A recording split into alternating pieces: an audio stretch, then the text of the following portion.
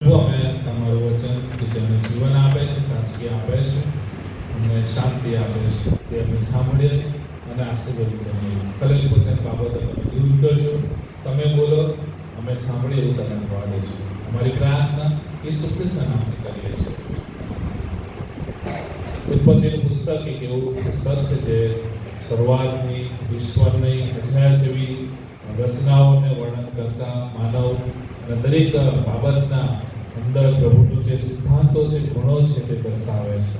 કઈ રીતે ઈશ્વરે માણસના સિદ્ધાંતને દર્શાવે છે અને બનાવીને પછી કઈ રીતે માણસ બધા સ્વતંત્ર ઈચ્છાથી પતન થયું અને પાપના સિદ્ધાંતને પછી ઉદ્ધારના સિદ્ધાંતને બતાવે છે.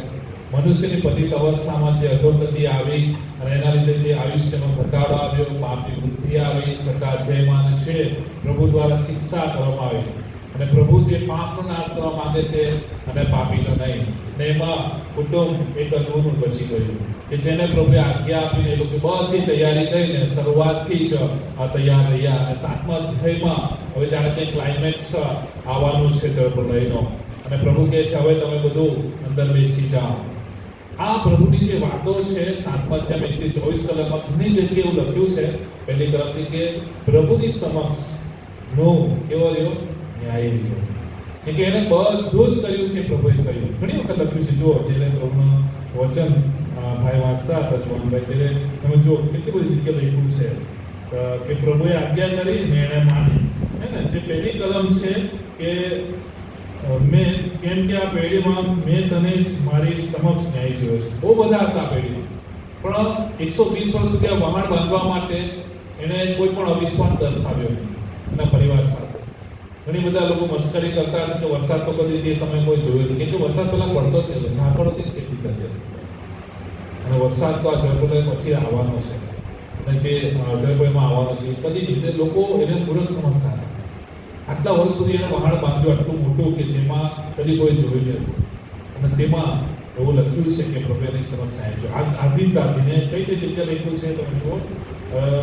5મી કલમની 6મી ભાગમાં, આ 5મી કલમમાં યહોવાએ જે સર્વ આજ્ઞા તેને આપી હતી તે પ્રમાણે નોંધ કર્યું. પછી પાછું બીજી જગ્યાએ લખ્યું છે, બહુ સરસ. અને તમે જોઈ શકો છો 16મી કલમમાં જેમ દેવે તેને આજ્ઞા આપી તેમ તેઓ ગયા.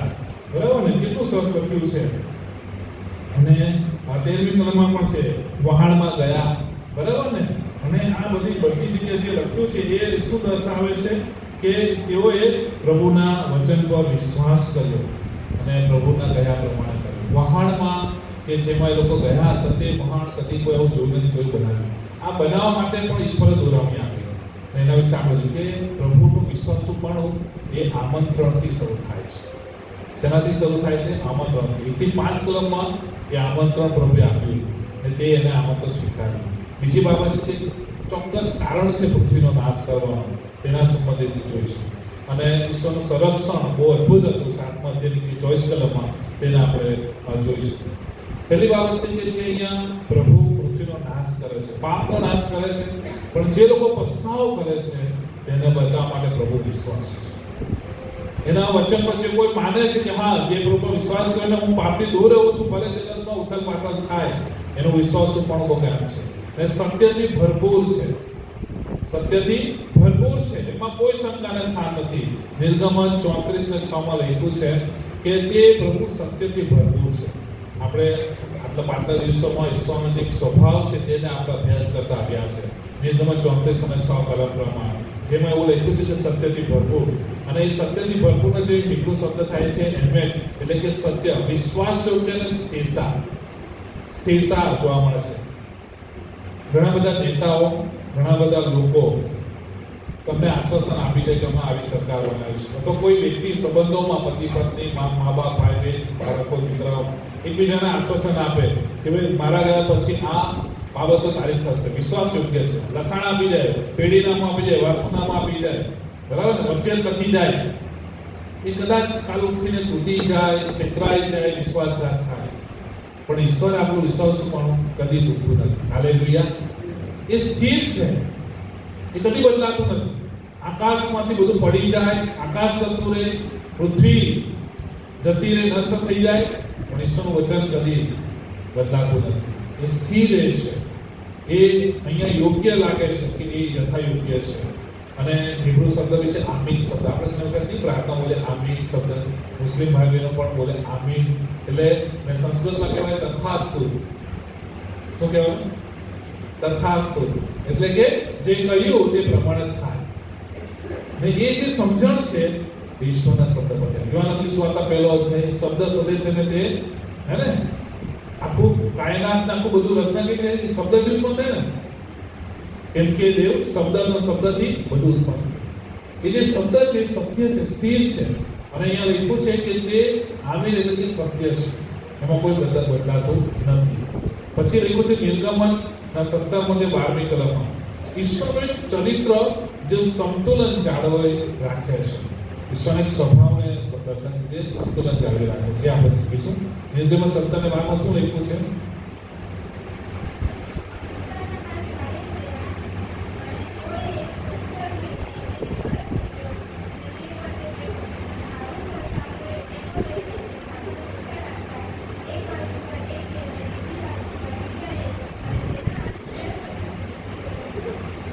જ્યારે આપણે ઈશ્વરની વાત માને ને કે આ પ્રભુ કહે છે કે હું આ કરી શકીશ, તો પ્રયત્ન તો કર. ને મૂસાના હાથ ઢીલા થવા લાગ્યા, તો ટેકો આપવા માટે બે આગેવાનો મદદ લીધી. એટલે જો તમે નિર્બળ પડી જાય, અશક્તિ આવી જાય, નિરાશ થઈએ, નાસીપાસ થઈએ, પણ એકબીજાની મદદ કરીએ અને પ્રભુના વચન પર સ્થિર રહીએ કે હું એકલા વાળ નહીં બાંધે, આખા પરિવારને સાથ સહયોગ આપે. આજે જો આપણા વ્યક્તિગત જીવનમાં કોઈ માણસ એકલો જીવી શકે, હું બાળક તરીકે એકલો જેવું સેવા નહીં કરું ને તો હું પણ નાશ પામી જાઉં. એકલો માણસ કદી વિશ્વાસમાં કરી ન શકે, એને મંડળીની સંગતની જરૂર છે. કોઈ એવું કહે કે હું ઘરે બાઇબલ વાંચી લેવા, ઘરે મારે આટલું જીવી લેવા, મને મંડળીમાં સંગતમાં જઈને કોઈ રસ નથી, તે ખોટો છે. કોલસાઓ કેવા સાથે સરકે અલગ મૂકી તો ઓલવાઈ જાય ને, તે અહીંયા બતાવે છે કે આપણને સંતુલન જાળવવા માટે એકબીજાના જીવનમાં સહયોગી બનવા, સહભાગી બનીને આપણે દેવની આજ્ઞા પાળવાની છે. આ નું કે જેનો પરિવાર એની સાથે હતું, એને મદદ કરનાર, તે લોકોએ સંતુલન, ઈશ્વરનો સ્વભાવનો અનુભવ કર્યો, એ સંતુલન જાળવી. અને મંડળીની અંદર, કુટુંબની અંદર આજે સંતુલન કેમ ખોરવાઈ જાય છે ખબર છે? પેલો આમ ચાલે, પેલો આમ ચાલે, બરાબર? ભલે વિચારો અલગ છે, મત અલગ છે, કઈ વાંધો નહીં, પણ આપણને પ્રભુ જગત પ્રમાણે નહીં પણ પ્રાર્થનામાં, વચન અભ્યાસમાં, સુવાર્તા પ્રચાર કરવામાં એક થવા કહે છે.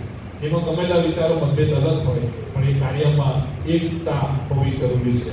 ના વહાણ એ એકતાનો નિશાની છે, ઈશ્વરના સ્વભાવની ચરિત્ર નિશાની છે કે પ્રભુ માણસને આજ્ઞા આપીને તેઓ દેવ સાથે એક થઈને આ આધીનતામાં આ વહાણને બાંધ્યું. અને એ લખ્યું એક શબ્દ હે એમીન, એટલે કે માનવું અને ભરોસો. બીજો અર્થ થાય છે માનવું અને ભરોસો. આપણે કોઈના કહેવામાં હા તો કહીએ, પણ ક્યારે માનીએ, ક્યારે ખબર પડે? જ્યારે કાર્ય થાય ત્યારે, ભરોસો હોય ત્યારે.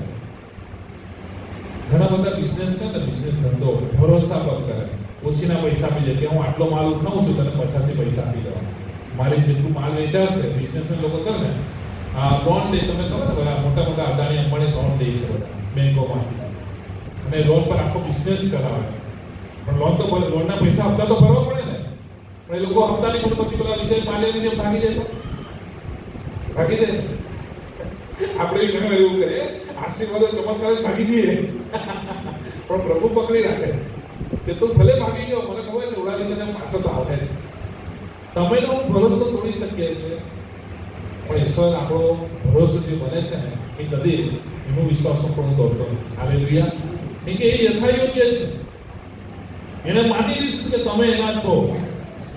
ભલે તમે એ પિત્તળની જેમ તોડવા નકાર કરી દો, તમે ભલે યુનાની જેમ ભાગી જાઓ, પણ પ્રભુ તમને ગમે ત્યાંથી પકડીને ક્યાં લાવશે? તાર્સીસથી ક્યાં લાવશે? નીનવે લાવશે. તમારું કામ છે કે પ્રભુએ તમને પસંદ કર્યા છે, આપણે ઈશ્વરને પસંદ નથી કર્યા. અને આપણે શીખવાડે છે કઈ રીતે વિશ્વાસુ રહેવું, કે વિશ્વાસ યોગ્ય ઈશ્વર છે, કઈ રીતે એના પર ભરોસો રાખવો. જે માણસ યોગ પર ભરોસો રાખે છે તેને ધન્ય છે. એ પ્રભુ તમને મને શીખવાડે છે, હું અને તેના કુટુંબને શીખવાડે. પછી એવું કહેવાય છે ઈશ્વરનો એક સ્વભાવ છે, ઈશ્વર તેના ચરિત્ર સ્વભાવ સાથે સુસંગત છે, એક ખડક સમાન છે. કેવો છે? ખડક સમાન છે. એવા પ્રભુના અભ્યાસો કહે છે. એ કદી તમને ને મને પડી જવા દેતો નથી. એ ખડક નીચે તમને ને મને ઊભા રાખે છે. આપણા સ્વભાવ કેવા છે? લલચાઈ જાય, ખેંચાઈ જાય અને રેતી પર ઘર બાંધેલાની જેમ પડી જાય. ઝંઝાવાતો આવે, ચિંતા આવે, પ્રશ્ન આવે અને આપણે પડી જઈએ. કદાચ આ કુટુંબ પણ લોકો એની મસ્કરી કરતા હશે, અપમાનિત કરતા હશે. કદાચ નૂના કુટુંબમાં પણ ઘર્ષણો થયા હશે કે આપણે કઈ મહેનત કરી રહ્યા છે. શું કદી વરસાદ આવશે? ઈશ્વર કોઈ એવો છે કે જે ખરેખર આવો નાશ કરશે? બધા તો ખાઈ પીને પાપમાં મજા મારી રહ્યા છે. દુષ્ટતાથી પૃથ્વી ભરપૂર થઈ ગઈ છે. તેમાં આવું ખરેખર થશે? ખરેખર પ્રભુ ઈસુ ખ્રિસ્ત માનવ જાતને, એના લોકો ખ્રિસ્તી મંડળીને લેવા આવવાનો છે. અહીંયા તો ટેકનોલોજી વધ્યા કરે છે. ચીન ઇન્ફ્રાસ્ટ્રક્ચરમાં વધી રહ્યું છે. જાપાન અને અમેરિકા એઆઈમાં વધી રહ્યું છે. આજે જગત શું નથી કરી રહ્યું? માણસથી માણસ બીજું બનાવી રહ્યો છે, રોબોટ જેવો. બધું સરળતાથી થઈ રહ્યું છે. શું ઈસુ ખ્રિસ્ત એની મંડળીને ઉચકી જવાના છે? એવું થશે? એનો કોણ વિશ્વાસ કરે? આપણે આપણી મરજીથી આપણા જીવન જીવ્યા કરવાના, એવું તે સમયના લોકો માનતા. પણ નૂહ એવું નહીં માન્યું. નૂહ અને એના પરિવાર ઈશ્વર પર જ સૃષ્ટિ છે. એ માટે એની કોઈ ખડક પર તમે ભરોસો રાખી શકો. ઇબ્રાહિમ અને સારા ને માટે પ્રભુએ કહ્યું છે કે હું એ યહોવા છું જેને તમે વૃદ્ધાવસ્થામાં તમને બાળક આપવાની ક્ષમતા છે, તમને માતા પિતા બનાવવાની ક્ષમતા છે. અહીંયા લખ્યું છે બહુ સરસ કે ઈસુ ખ્રિસ્ત પણ એક વિશ્વાસુ રાજા તરીકે આપણને આમંત્રણ આપે છે. રોમન 15:8-9 લખ્યું છે. પ્રભુ ઈસુ ખ્રિસ્ત પણ એ વિશ્વાસુ રાજા છે જે આપણને આમંત્રણ આપે છે. રોમન 15:8-9 લખવામાં આવેલ છે. બહુ સુંદર વચન.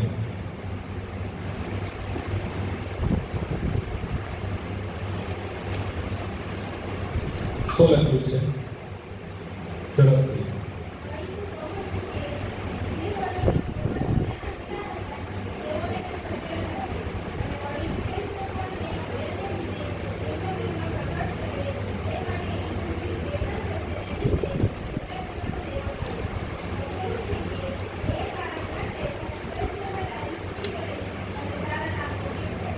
હાલેલુયા. એ યથાયોગ્ય છે. ઈસુ ખ્રિસ્ત યહૂદીઓ માટે, સમસ્ત વિદેશી, સમસ્ત માનવ જાત માટે આવેલા. અને એ દાઉદના વંશમાંથી એટલે જ કે સુન્નત કરના યહૂદીઓ માટે પણ ખરે અને બીજાઓ માટે પણ ખરે. દાઉદનું ઉદાહરણ છે, દાઉદનો વિશ્વાસ. પહેલો સમુએલ 17:45-47, બીજો સમુએલ 7:16 લખવામાં આવેલું છે. આ બધી કલમોથી એ પુરવાર થાય છે, પ્રમાણિત થાય છે કે ઈશ્વર જે કહે છે કે ભાઈ મારા જીવનની અંદર તમને ખરેખર ઉદ્ધાર મળશે ને એ ઉદ્ધાર હું શબ્દ તેને લઈને આવીશ દાઉદના વંશમાં. એ યહૂદોને કરેલું વિશ્વાસ યોગ્ય પ્રોમિસ વચન એ પુરવાર થયું. તમને ખબર છે પ્રભુ ઈસુ ખ્રિસ્ત કે જે પૃથ્વી પર આવીને વચનો પૂરા કરી ગયા અને બીજા વચનો પણ આપી ગયા છે. શું આપી ગયા છે ખબર છે ને? હું તમને લેવા આવીશ, હું તમને લેવા આવીશ. એ દ્રશ્ય વહાણ હતું. આપણું જે જીવન છે ને એ અદ્રશ્ય વહાણ છે. એ દ્રશ્ય રીતે બચાવતું હતું. આપણને દેવનો આત્મા અદ્રશ્ય રીતે બચાવે છે. તમે ગમે ત્યાં હો, કઈ વાંધો નહીં. એકલા પડી જાઓ હોસ્પિટલમાં, તમારું શરીર તમને સાથ નહીં આપતું હોય, કદાચ તમારા કુટુંબીજનો તમને પ્રેમ નહીં કરતા હોય, તમારા સંબંધોમાં અશાંતિ હોય, ચિંતા નહીં કરતા. ઈશ્વરનો આત્મા તમને બચાવે છે. એ પાણીથી જળપ્રલય દ્વારા નાશ થયો, એ લોકોનો નાશ થયો. આપણા ઈસુ ખ્રિસ્તના રક્તથી પાપનો નાશ થયો છે, મરણનો નાશ થયો છે. એ વિશ્વાસુ રાજા છે ઈસુ ખ્રિસ્ત કે જેને પાપને મરણનો નાશ કરીને પાપીને બચાવી લીધો. તે સમયે જળપ્રલયથી પાપનો નાશ કરીને પ્રભુએ નૂહને બચાવી દીધો. મુખ્ય વસ્તુ છે પસ્તાવો. બીજા લોકો પસ્તાવો નહીં કર્યો. તમે જુઓ તમારી નજરોની સમક્ષ જે લોકો વ્યસન નથી છોડતા, જે લોકો પાપનું જીવન નથી છોડતા, તે લોકો જળપ્રલયની અંદર નાશ થઈ ગયા છે. એ દુષ્ટતા એમને નાશ કરી નાખે છે. પણ જે નૂહ નીચે એના કુટુંબની જે પસ્તાવો કરે છે, સંગતમાં વળગી રહે છે, વચનમાં વળગી રહે છે, તે લોકો બચી રહેલા છે. તેઓને આશામાં વિશ્વાસ છે. તમારે નિર્ણય કરવાનો છે કે પ્રભુ માથેની સુવાર્તા જેમ આપણે શુક્રવારે જોયું 11-28 કલાક ઓ વેત્રુકના ભાથે નદાયનો એ 120 એને જે વેત્રુ કરી ભાર ઉઠાવ્યો, જે પ્રભુના વિશ્વાસ કરીને લોકો મસ્કરી કરતા હશે, બસ મારે વિશ્વાસ કરશો, મારા પાપો છોડવા છે, આધીન થવું છે ને માટે પહેલી કલમ 7 લખી છે. બહુ સરસ, મને બહુ ગમે છે કે મેં આખી પેઢીમાં મારી નજર સમક્ષ ન્યાય જોયો છે. આજે છે ને વર્તમાન કાળમાં લીધું જે સેન્ટેન્સ છે ને એટલે કે બધી પેઢીમાં કોઈ માર્ગ વસ્તુ ભાઈને નાશ થવાનો છે. હા તો ચાલ્યા કરે. વહાલાઓ ધ્યાન રાખજો, માણસ દુષ્ટતાથી પાપથી નાશ થઈ રહ્યો છે. જાપાન મોટા મોટા દેશો તમે જોજો ને, બહુ સુંદર સ્વચ્છ, ત્યાંના લોકો બહુ વધુ જોઈએ, ત્યાં બધા વૃદ્ધોની સંખ્યા વધવા લાગી છે. કોઈ 100 વર્ષથી મરતું જ નથી. ત્યાં લોકો 60 વર્ષનો બી વ્યક્તિ 20 વર્ષ જેવો લાગે. એટલું બધું ડિસિપ્લિન ખાવા પીવામાં જીવનશૈલીમાં હોય છે. એ લોકો નાસ્તિક છે. ચીનમાં શું નથી, લોકો એટલી ટેકનોલોજી આપણા કરતા 200 વર્ષ આગળ છે, પણ ત્યાં નાસ્તિકતા વધી રહી છે. આખા વિશ્વમાં લોકશાહી ખતમ થઈ રહી છે. લોકો નાશ થઈ રહ્યા છે. જ્યાં જોતા યુદ્ધ, જ્યાં જોતા જાતિવાદ, ધર્મ લીધે લડાઈ, અશાંતિ, હિંસા અને ભ્રષ્ટાચાર ભયંકર. આપણા ધાર્મિકતાઓમાં, સંસ્થાઓમાં, મંડીઓમાં, બધી જગ્યાએ લોકો નાશ થઈ રહ્યા છે. એની નજરમાં, આ પેઢીઓની નજરમાં શું તમે તમારું કુટુંબ ન્યાય છે? પસ્તાવો કરે. ન્યાય એમ નથી કે હું દાન ધર્મ કરું છું, હું સેવા કરું છું. ન્યાય એટલા માટે ન કર્યો કે એને પસ્તાવો કર્યો. પસ્તાવો કરીને આધીન તમારી જાતને પસ્તાવને સોંપી દો. પ્રભુ હું આધીન થવા માંગુ છું. હું નિયમિત તારા શરણમાં બેસીશ. આજે આ વ્યવસ્થા છે મંડળીની, કાલે નહીં પણ રહેશે. મણિપુરની હાલત જો મણિપુર આજે, છત્તીસગઢ, ઝારખંડની હાલત જુઓ, ગુજરાત જે દૂર નથી એનાથી. નાઇજીરિયામાં જો જુઓ કેટલી હિલિંગ થઈ ગયું, લોકોને મારી ખ્રિસ્તીઓની બહુ નજીક છે. આ બધી સુવિધાઓ, પંખા લાઈટ. ચીનમાં તો ખ્રિસ્તીઓનું તો છે જ નથી. એટલું ભયંકરના સત્તાઓની છે. લોકો ગટરોમાં ભક્તિ સભા કરે, પ્રભુના વચન માટે તરસે છે. સેવકોને તો મારી નાખવા જેલમાં પૂરી દેવામાં આવે. બહુ ભયંકર છે. આજે જે બધી સવલતો અને સુવિધાઓ મળી છે, આ હોડી બાંધવાના માટે આપણા જીવનની હોડી, એનું નાવિકને બાંધવા અને ચલાવો. અને એ જગ્યાએ એવું લખ્યું છે કે વહાણ ચાલ્યું, વહાણ ચાલે નહીં તરે. વહાણ પાણીમાં શું કરે? તરે. બરાબર ને? વાલાઓ તમને મને પ્રભુ અહીંયા કહે છે, બહુ સરસ એ જે શબ્દ છે. આ બીજો પિત્તર 1:3, પેલી બે કલમો તો આપણને આવડતી છે. બીજો પિત્તર 1:3 બહુ સરસ ઉત્તેજન પ્રમાણે એવું વચન લખ્યું. બીજો પિત્તર 1:3 શું લખ્યું છે?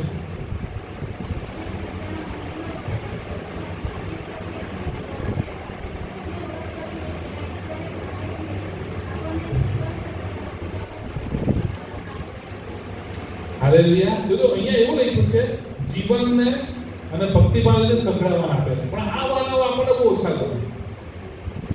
પ્રાર્થના, વચનનો અભ્યાસ, લોકોના માટે ચિંતા કરી બચાવો, આ જે ભક્તિભાવના જે વાળા છે ને, એ આપણે વિદેશોની જેમ કરી નાખ્યા છે. કુછ દેને કા કુછ દેને, એવું નથી. પ્રભુએ આપ્યું ને આપ્યું છે. જો તમે ખ્રિસ્તી બન્યા છો ને, તો પ્રભુને આપો ને. પ્રભુ હું આવ્યો લે, તું મને આપે કે નહીં આપે પ્રભુ કઈ વાંધો નહીં. અયુબની છે એમ, આપે તો બી ધન્યવાદ, લઈ રહી તો પણ ધન્યવાદ. એ બહુ સરસ ફિલ્મ છે, મળતી નથી. બેથની કરીને મૂવી છે. બેથનો અર્થ થાય છે બ્લેસડ બી ધ લોર્ડ, એટલે પ્રભુના નામે ધન્યવાદ હોય. એ જુવાન છોકરી કે જેને બહુ ટીનેજમાં હતી, 16-17 વર્ષની, એની શું કહે કઝિન સિસ્ટર સાથે, એટલે એની કાકાની દીકરી સાથે સ્વિમિંગ કરવાની કોમ્પિટિશન તૈયારી કરતી હતી. અને જાય છે સમુદ્રમાં, એક જગ્યાએ મીટિંગની જગ્યાએ જવાનું, ત્યાં જાય છે. તેનો માછલી છે ને, શાર્ક માછલીનો આખો હાથ ખાઈ જાય છે. સત્ય ઘટના પર આધારિત છે.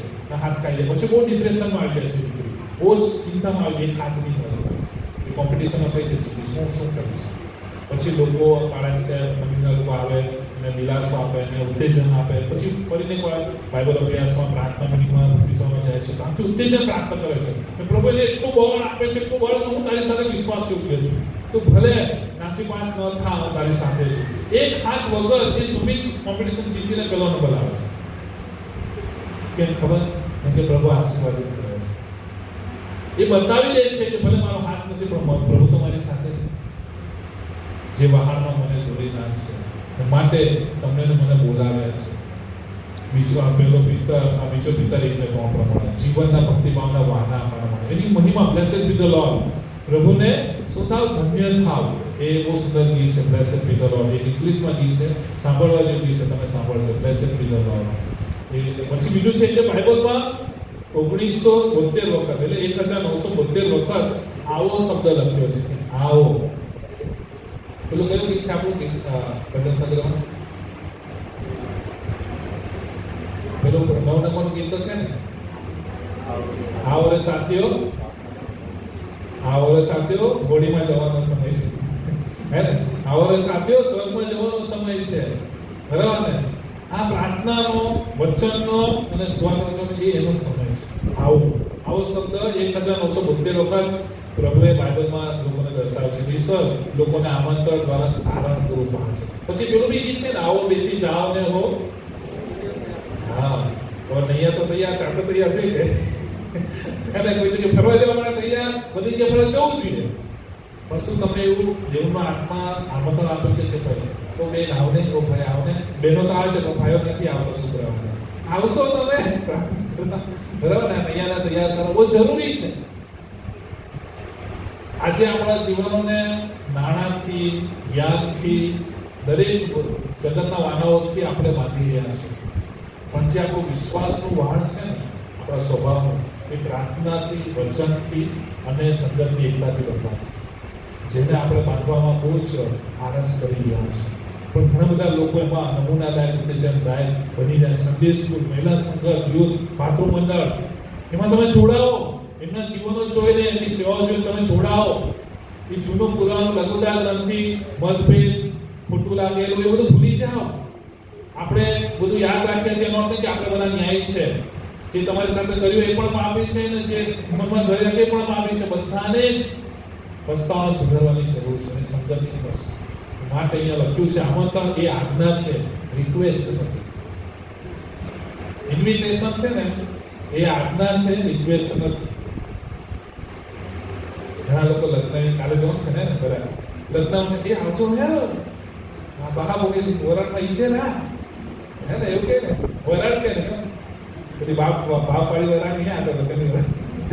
એટલે આવજો, રિક્વેસ્ટ કરે ને, મારા ઘરે બર્થડે પાર્ટી છે, મારા ઘરે ઉદ્ઘાટન છે, નવી બાઈક, કાર લાવ્યો, કશું આપણે કઈ આનંદમાં લોકોને ઇન્વિટેશન આપે છે, વિનંતી કરે છે. પ્રભુ તમને મને બચાવવા માટે આજ્ઞા કરે છે. પ્રભુએ કીધેલું હવાના આદમને જો તમે આ ફળ ખાશો તો મળશે. આજ્ઞા કરે છે. એ આજ્ઞા પાપથી ચેતવવાને માટે છે. આ વહાણમાં બનાવો, વહાણમાં જાઓ. તમે વહાણ બનાવો, વહાણમાં આવો, એ આજ્ઞા છે. વિદ્યાર્થીની શિક્ષક કહે ને, એ અંદર આવીને બેસ, ચાલ આવ, અંદર આવીને બેસો, ચાલો, એ આજ્ઞા છે. પ્રભુ તમને મને કહે છે પસ્તાવાને પાછા ફરવાનું, સ્વીકારવાનું, એ તમારા હાથમાં છે. જે મુખ્ય કારણ હતું જળબને લાવવાનું, એ આ છે. અપવિત્રતામાં માણસ આગળ ન વધે એના માટે. પહેલો થેસલોનિકર 4:3-5 અને 7 કલમ બહુ સુંદર કારણ છે. બાઇબલમાં લખેલ છે, જોઈ શકો છો તમે. પહેલો થેસલોનિકર 4:3-5 કલમ અને 7 કલમ ઝડપથી વાંચશો.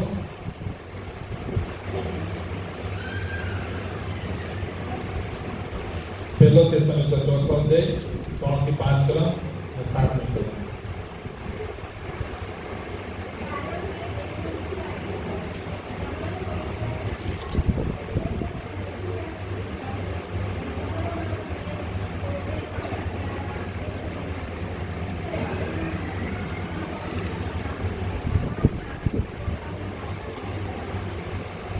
હાલેલુયા. ને 7 કલમ.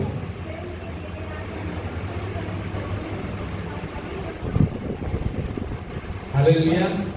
તમે ભલે સ્કૂલ, કોલેજ, ગમે ત્યાં કામ કરતા, નોકરી, વ્યવસાય કોઈ જગ્યાએ જતા રહ્યા, પણ પ્રભુ તમને કેમ સંગતમાં બોલાવે, આમંત્રણ આપે છે કે પ્રભુએ આપણને અશુદ્ધતા અને વિષયવાસના જગતમાં નહીં, આના માટે તૈયાર છે.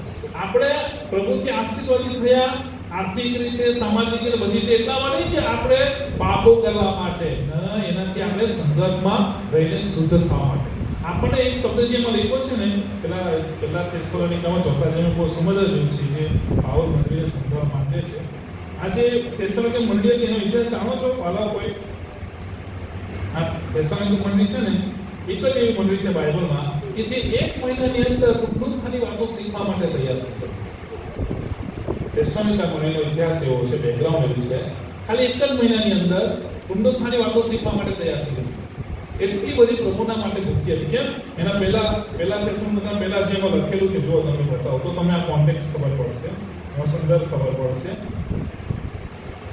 તેની છે ને 10મી કલમ, 1 અને 10મી કલમ, પહેલો થેસલોનિકા પહેલો અધ્યાય અને 10મી કલમ.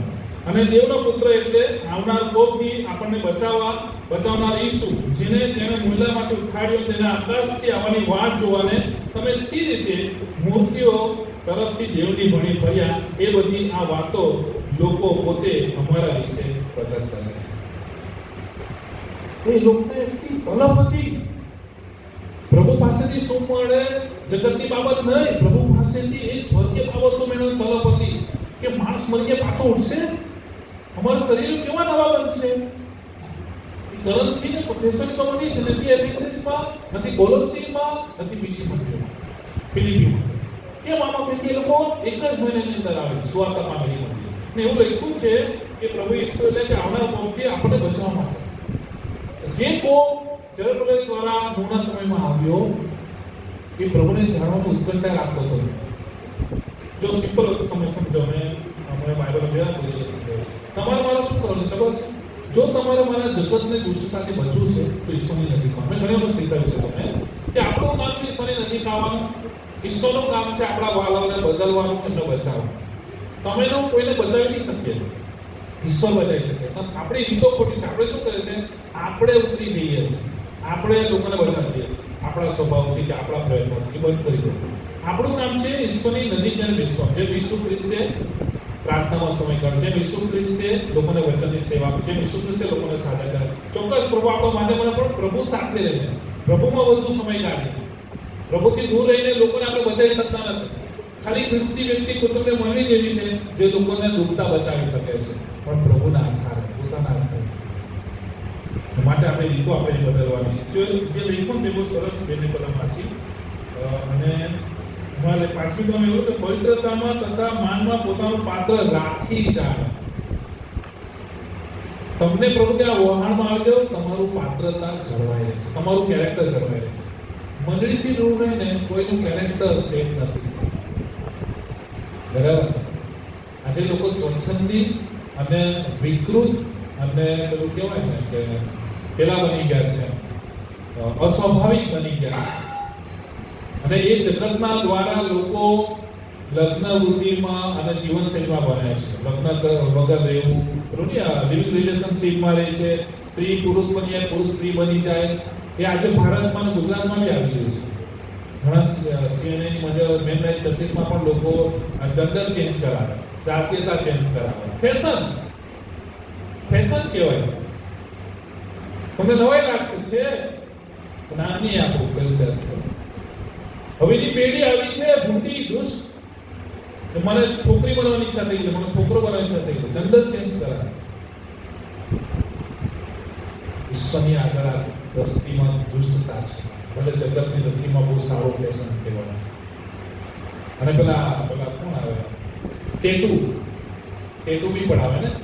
તમે જોજો અમુક લોકો ટેટુ વાળા જીભ ફૂંદે, કાન ફૂંદે. આ શરીરને છે ને લોકો વિકૃત બનાવે, લોકોના ફેમસ કરવા, લોકોને આગળ છવાઈ જવા માટે. ઘેલછા કહેવાય એને ગુજરાતી શબ્દમાં, ઘેલછા શબ્દ. શરીર સાથે ચેડા કરે, શરીર સાથે પેલું કરે. એવું દુષ્ટ વધી ગયેલી નૂના સમયમાં લોકોની દુષ્ટતા એવી હમણાં પણ વધી ગઈ છે. રોમિયોના પત્રમાં બી લખ્યું છે, પહેલો અધ્યાય 18 થી 35 કલમ સુધીનો ગર્જનો વાંચો કે લોકો કેટલા દુષ્ટ બની ગયા હતા. એમાં રોમિયો પત્ર પહેલો અધ્યાયના 22મી કલમથી તમે નીચે જોશો ને, અસ્વાભાવિક વ્યવહાર લોકો અપનાવી લીધા, સ્વાભાવિક વ્યવહાર તજી લીધા. પુરુષની સાથે, સ્ત્રીની સાથે એ બધા સંબંધોને બધું આ ચાલતું આવ્યું છે. એ હમણાં બહુ વધી ગયું છે. અને માટે પ્રભુ કહે છે કે તમે પવિત્રતામાં તમારું પાત્ર જાળવી રાખો. અને 7મી કલમ છે કે કેમ કે તેડે આપણને અશુદ્ધતા સામે એ પણ પવિત્રતાને માટે તેડ્યા છે. તમારું તેડું જગતના વાનાઓ માટે નથી, સ્વર્ગીય વાનાઓ માટે છે. હાલેલુયા.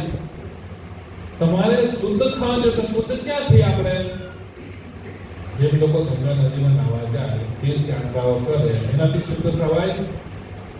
શુદ્ધ શેનાથી થાય માણસ? યોહાનની સુવાર્તા 15 માં જેમ લખેલું છે, દાડીઓ કોનાથી શુદ્ધ થાય? યોહાનની સુવાર્તા 15 માં છે. માણસ જો ખ્રિસ્તીથી શુદ્ધ થવો હોય તો શેનાથી શુદ્ધ થાય? દરરોજ શુદ્ધ થવો હોય તો વચનથી દાડીઓ શુદ્ધ કરવામાં છે. લખેલું છે. જો તમે વચનમાં, એના સત્ય વચનમાં, એના વિશ્વાસ યોગ્યમાં જો તમે નથી માનતા કે ના, આ તો તમે સિરિયસ નથી લેતા સંગતોને, વચનના અભ્યાસને, પ્રાર્થના મીટિંગોને, તો તમે ઈશ્વર પર વિશ્વાસ કર્યો, તમે આજ્ઞા નથી માની, તમે હોળીમાંથી બહાર ગયા છો, હોળીમાં મને આવવાની જરૂર નથી. સંતો તો ઈશ્વરની વહાણ, ઈશ્વરની હોળી, તમે એમાં નથી રહેવા માંગતો, તમે ડૂબી જશો, એવું પ્રભુ કહે છે. એના માટે બીજું જે વચન છે બહુ સરસ છે. ઈશ્વરે મનુષ્ય સર્જન પોતાના પ્રગટીકરણ માટે કર્યું છે.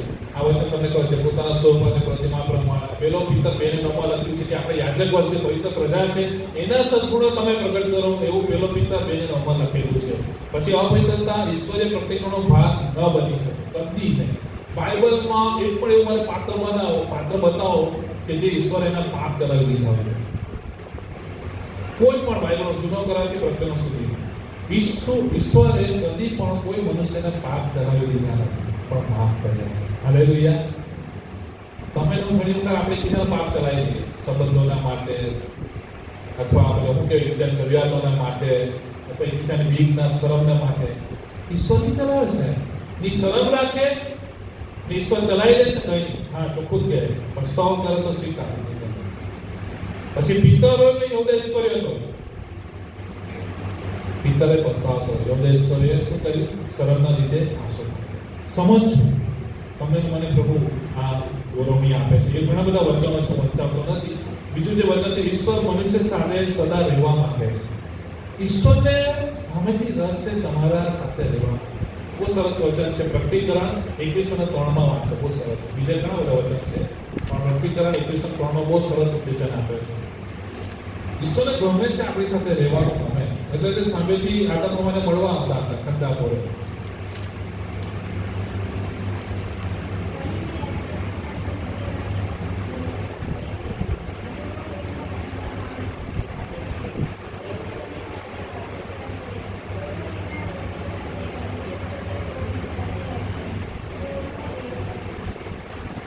વાવ, ઈશ્વરને તમારી સાથે એ સર્જન કરતા જે પૃથ્વી બનાવનાર છે, એ પ્રભુ કે જે સગળું કરી શકે છે, તમને આવીને મારી સાથે રહેવા માટે આમંત્રણ આપે છે.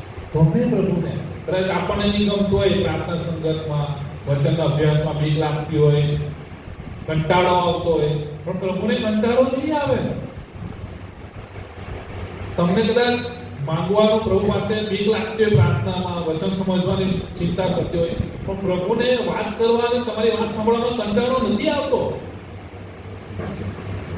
સમજો છો ને? બહુ મહત્વની વસ્તુ છે. પ્રભુને આપણી સાથે રહેવું છે, પણ શું આપણે પ્રભુની સાથે રહેવા માંગીએ છીએ?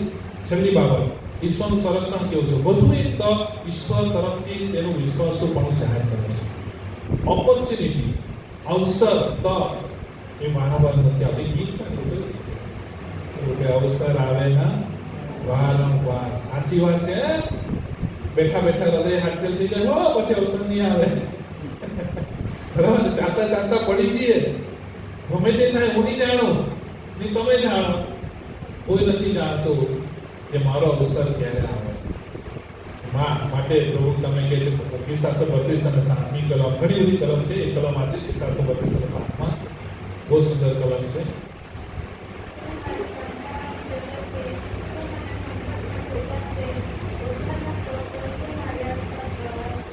હાલેલુયા. સંકટના સમય પ્રભુ છે, એ આપણી સંતાઓની જગ્યા છે.